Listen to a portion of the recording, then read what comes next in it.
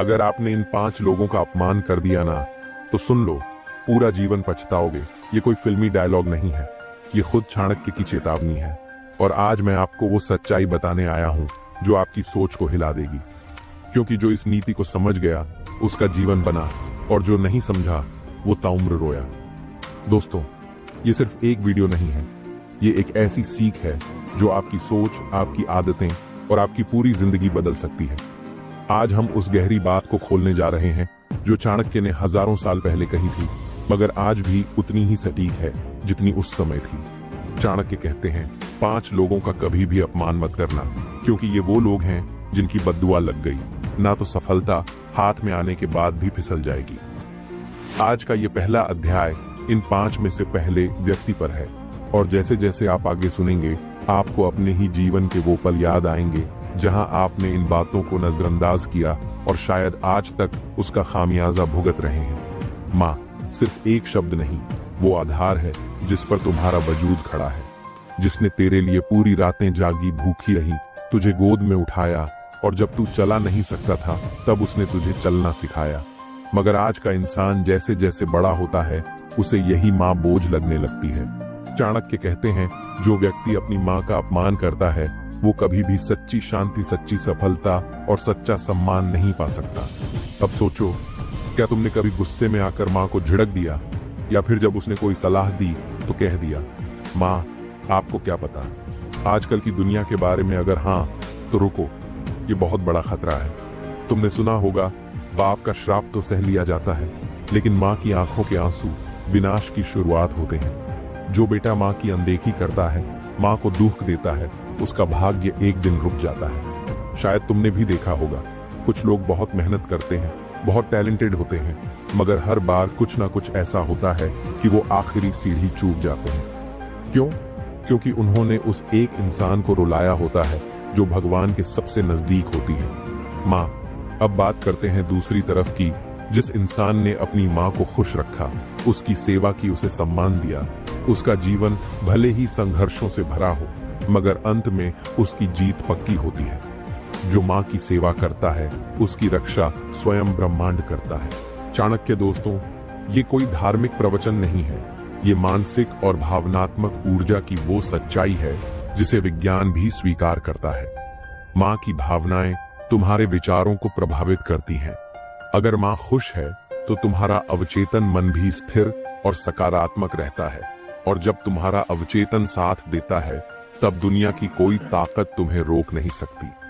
अब मैं चाहता हूं कि तुम अपनी आंखें बंद करो और खुद से एक सवाल पूछो, क्या मैंने कभी अपनी माँ को दुख दिया है? क्या मैंने कभी उनके त्याग को नजरअंदाज किया है? अगर हाँ, तो आज ही खुद से एक वादा करो कि तुम माँ को वो इज्जत, वो प्रेम और वो ध्यान दोगे जिसकी वो हकदार है।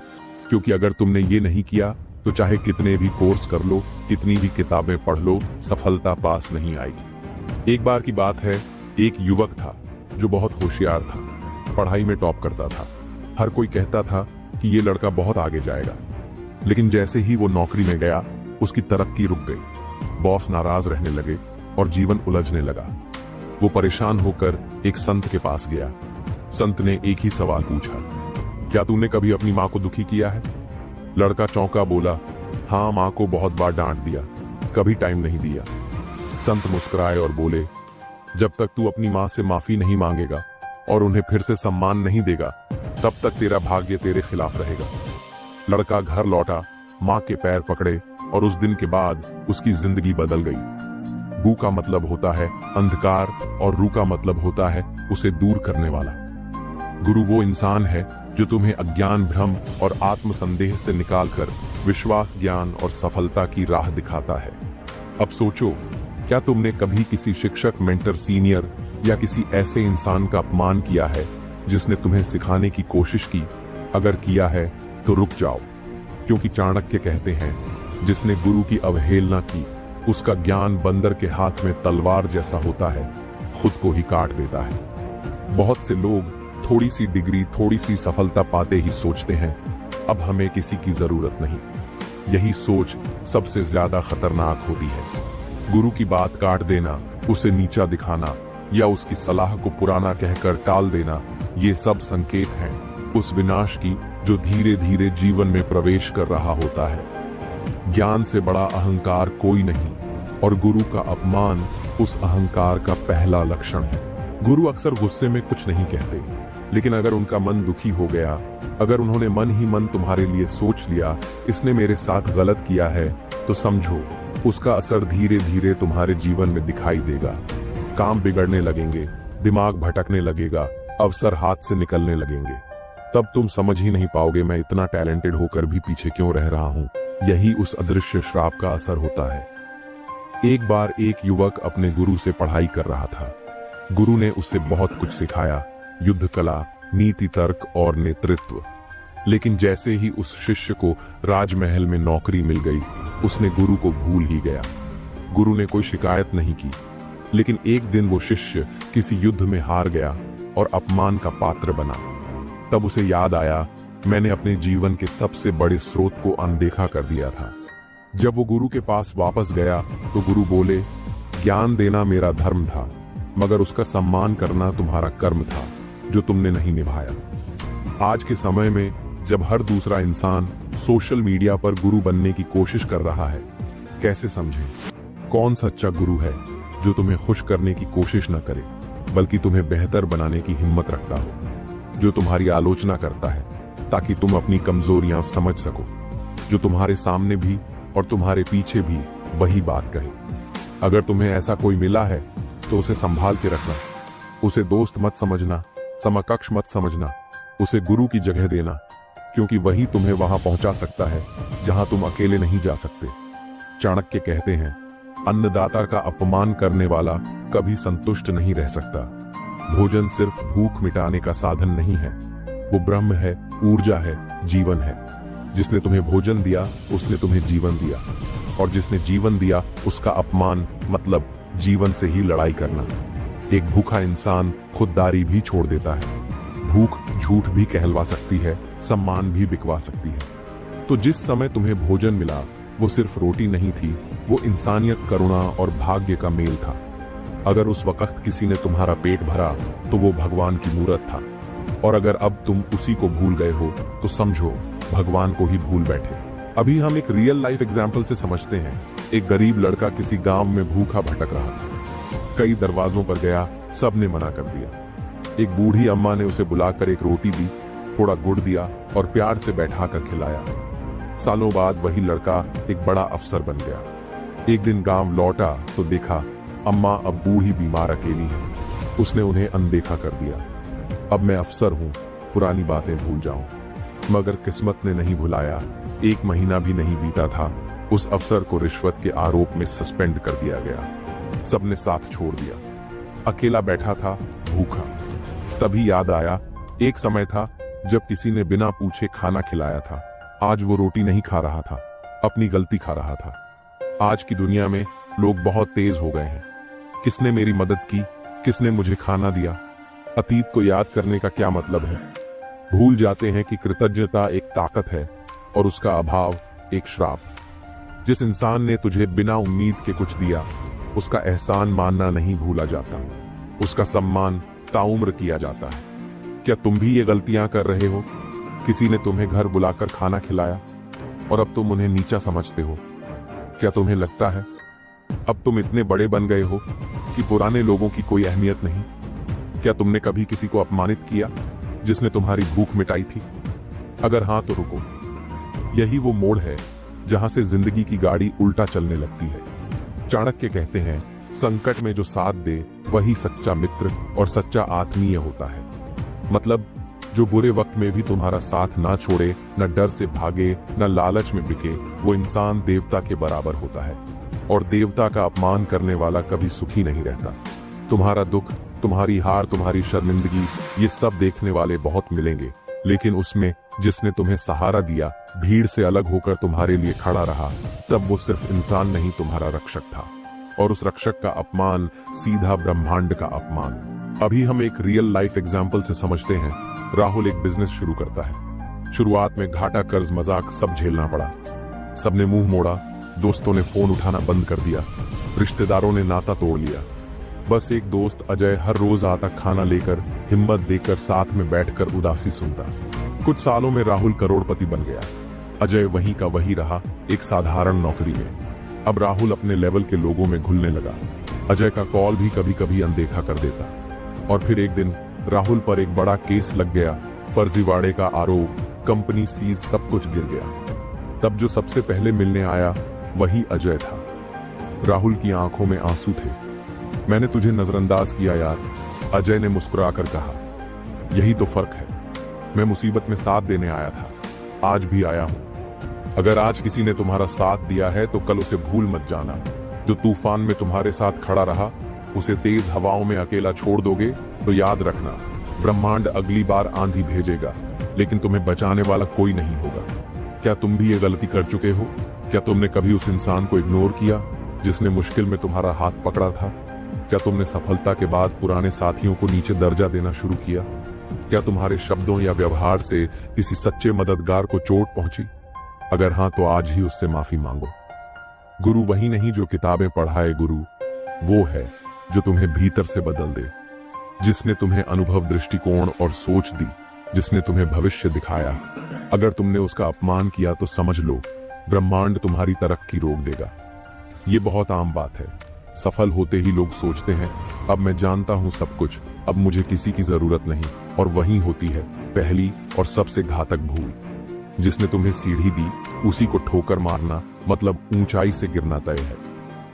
राजीव नाम का एक लड़का आईआईटी में सिलेक्ट हुआ। उसके गांव के एक स्कूल मास्टर श्री शर्मा जी ने उसे शुरू से पढ़ाया, समझाया, रातों तक पढ़ाया। राजीव बड़ा अफसर बना, एक दिन गांव आया और मास्टर जी को देखकर मुंह मोड़ लिया। बोला, अब कौन पुराने जमाने का मास्टर, क्या वैल्यू। उसके 6 महीने बाद एक केस में फंसा, नौकरी चली गई, कोई सपोर्ट नहीं मिला। मास्टर जी से मिलने गया, रोते हुए माफी मांगी।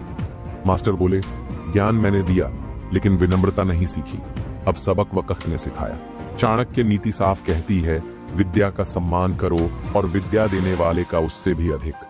क्योंकि अगर तुम घमंड में आकर अपने गुरु को नीचा दिखाते हो तो ब्रह्मांड धीरे धीरे तुम्हारा ज्ञान छीन लेता है।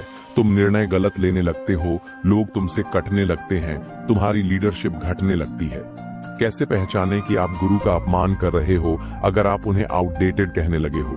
अगर आपको लगता है कि अब आप उनसे बेहतर हो, अगर आप उनकी मौजूदगी में भी घमंड से बात करते हो, अगर आप उन्हें पिछले जमाने की चीज मानने लगे हो, तो रुको, तुम खुद अपनी जड़ काट रहे हो। गुरु का श्राप क्या होता है? शायद वो कुछ बोले ना, लेकिन उनका मौन, उनकी उदासी, उनकी पीड़ा कायनात में एक चेतावनी छोड़ती है। और तब तुम्हारे जीवन में चीजें अटकने लगती हैं, तरक्की थम जाती है, आत्मविश्वास डगमगाने लगता है और भीतर से खालीपन आने लगता है। क्योंकि गुरु का आशीर्वाद ही तुम्हारी ढाल था। चाणक्य के समय में भी राजाओं के महल उन्हीं नौकरों पर चलते थे जो पूरी निष्ठा से काम करते थे। और अगर कोई राजा उन्हें अपमानित करता तो उसका अंत तय माना जाता था। जो व्यक्ति वफादारी को नजरअंदाज करता है वो भविष्य में धोखे के लिए तैयार रहे। आज की भाषा में जिसे आप ड्राइवर, मेड, हेल्पर, असिस्टेंट कहते हैं, वो दरअसल आपके जीवन का एक मौन आधार है। वो आपके बच्चों को स्कूल छोड़ता है, आपकी माँ के लिए दवाइयाँ लाता है, आपके घर को साफ सुथरा रखता है ताकि आप चैन से ऑफिस जा सको। और अगर उसी को डांटकर, तिरस्कार से, गाली से तुमने नीचा दिखाया तो तुमने इंसानियत को मारा है। अभी हम एक रियल लाइफ एग्जाम्पल से समझते हैं। मुंबई का एक बिजनेसमैन विशाल मेहरा। सालों से उनके घर में एक घरेलू सहायक था, रघु। रघु ने पूरा जीवन उसी घर की सेवा में लगा दिया। बच्चों से लेकर बुजुर्ग तक हर चीज में मदद करता रहा। लेकिन एक दिन एक गलती हो गई। रघु से एक कांच का शो पीस टूट गया। बिजनेसमैन ने सबके सामने उसे जलील किया। तेरी औकात क्या है? तुझे रखा ही क्यों? रघु ने अगली सुबह काम छोड़ दिया। 3 महीने बाद बिजनेसमैन अस्पताल में अकेला था। बच्चे विदेश में, पत्नी बिजी। और तब उसे याद आया, रघु ही तो था जो सब संभालता था। कई बार आप सोचते हैं, मैं मालिक हूं, मैं जो चाहूं कहूं, पर यह भूल मत कीजिए, मालिक वो होता है जो अपने लोगों को साथ लेकर चले, तानाशाह नहीं जो डरा कर चलाए। एक वफादार नौकर, एक ईमानदार सहयोगी, वो तुम्हारा गुप्त संरक्षक होता है। अगर तुम उसे तोड़ दोगे तो आने वाले तूफानों से तुम्हें कोई बचाने वाला नहीं रहेगा। इन संकेतों से पहचानो, कहीं आप भी तो नहीं कर रहे अनजाने में अपमान। क्या आप उनके काम को छोटा समझते हैं? क्या आप उन्हें कभी थैंक यू नहीं कहते? क्या आप उनके सामने ऊंची आवाज में बात करते हो? क्या आप उनके परिवार या जरूरतों की कभी फिक्र नहीं करते? अगर इन सवालों का जवाब हाँ है तो रुको, संभलो, क्योंकि वक्त कभी भी करवट ले सकता है। मित्र वह होता है जो संकट में काम आए, जो सुख में साथ दे लेकिन दुख में भाग जाए वो केवल दिखावा है। चाणक्य साफ कहते हैं, सच्चा मित्र वो होता है जो आपके बुरे समय में आपकी ढाल बनता है, और ऐसा व्यक्ति जीवन भर पूजनीय होता है। अगर तुमने उसका अपमान किया तो समझ लो तुमने अपने भाग्य की सबसे मजबूत डोर काट दी। आजकल हम हर किसी को भाई ब्रो बेस्ट फ्रेंड कह देते हैं, पर जब जरूरत पड़ती है तो वही दोस्त गायब मिलते हैं। लेकिन अगर तुम्हारी जिंदगी में एक ऐसा इंसान है जो बिना किसी स्वार्थ के तुम्हारे साथ खड़ा रहा है, तो जान लो तुम करोड़ों में एक हो। अब सवाल उठता है, क्या तुम उस दोस्त को खोना चाहते हो? कैसे होता है? सच्चे दोस्त का अपमान अनजाने में ही सही, लेकिन हम कर बैठते हैं। किसी और के सामने उसकी बेइज्जती करना, जरूरत पड़ने पर उसे नजरअंदाज कर देना, सफलता के बाद उसे भूल जाना, उसकी मदद को ड्यूटी मान लेना, उसकी भावनाओं की कद्र न करना। जिसने तेरे लिए बुरे वक्त में दुनिया से लड़ा, तूने उसके लिए एक बार भी दिल से शुक्रिया नहीं कहा। अभी हम एक रियल लाइफ एग्जाम्पल से समझते हैं। जयपुर का एक युवक अमित, MBA की पढ़ाई के दौरान उसका एक्सीडेंट हुआ। घर वाले दूर थे, रिश्तेदारों ने हाथ खींच लिया। एक ही दोस्त था रोहित, उसी ने खून दिया, अस्पताल में भाग दौड़ की नौकरी भी छुड़वा दी। अमित ठीक हुआ, बड़ा अफसर बन गया, लेकिन अब उसका स्टेटस बदल गया था। रोहित को नजरअंदाज किया, फोन तक नहीं उठाता। एक दिन अमित की मां अस्पताल में भर्ती हुई, रोहित बिना बुलाए पहुंच गया, वहीं पुराने प्यार से। और तब अमित फूट फूट कर रोया, मैंने तुझे खोकर खुद को खो दिया। क्यों जरूरी है ऐसे दोस्त को सहेजना? क्योंकि वो तुम्हारे सच को जानता है बिना मुखौटे के, क्योंकि वो तुम्हारे गिरने के वक्त की गवाही है, क्योंकि दुनिया वाले तुम्हारी सफलता से प्यार करते हैं, वो तुम्हारे जख्मों से। क्योंकि आज अगर तुमने उसे खो दिया तो कल जब तुम गिरोगे हाथ थामने वाला कोई नहीं होगा। कामयाबी जब सिर पर चढ़ती है तो इंसान उन लोगों को देखना बंद कर देता है जो असल में उसकी नींव होते हैं।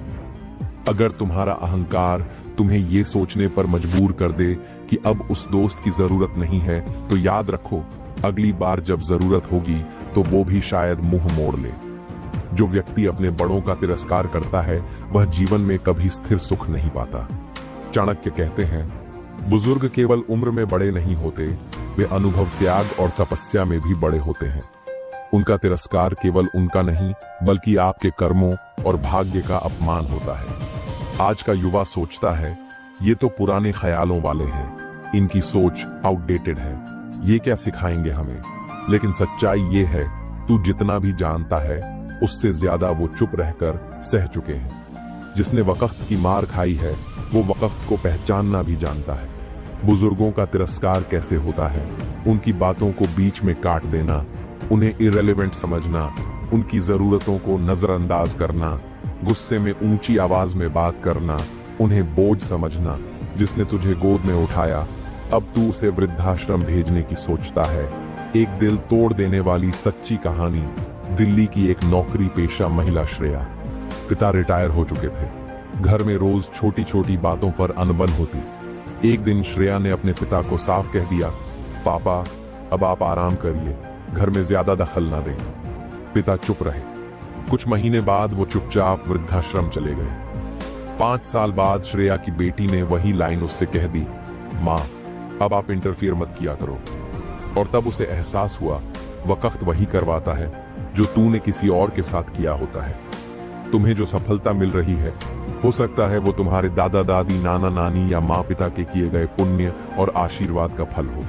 बुजुर्ग का एक आशीर्वाद लाखों की दौलत से ज्यादा ताकतवर होता है। अगर तुमने उस बुजुर्ग को दुखी किया तो समझ लो तुमने अपनी रक्षा की ढाल को खुद ही तोड़ दिया है। क्यों अपमान करने वालों की बरकत छिन जाती है? क्योंकि जो अपनी जड़ों को काटता है वो पेड़ बनकर नहीं टिकता। क्योंकि बुजुर्गों के पास वो अनुभव है जो किताबों में नहीं मिलता। क्योंकि उनका अपमान सीधे ब्रह्मांड के नियमों के खिलाफ जाता है। क्योंकि जिस घर में बड़ों की इज्जत नहीं होती वहां सुख नहीं टिकता।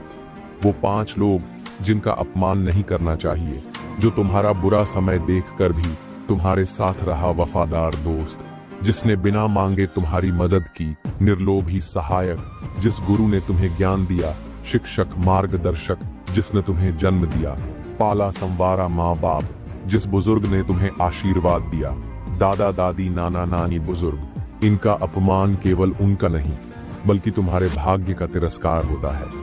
अगर आपको ये बातें पसंद आईं और आपके अंदर भी जीतने की आग जल उठी है तो अभी चाणक्य इंस्पायर्ड चैनल को सब्सक्राइब करें। यहाँ आपको जीवन बदलने वाली हर एक प्रेरणा मिलेगी। याद रखो, सच्ची ताकत अपने अंदर ढूंढो। आइए हम सब साथ मिलकर अपनी जिंदगी को उस मुकाम तक पहुंचाएं जहां हर चेहरा हमें बस हमारे सपनों को साकार होते हुए देखे।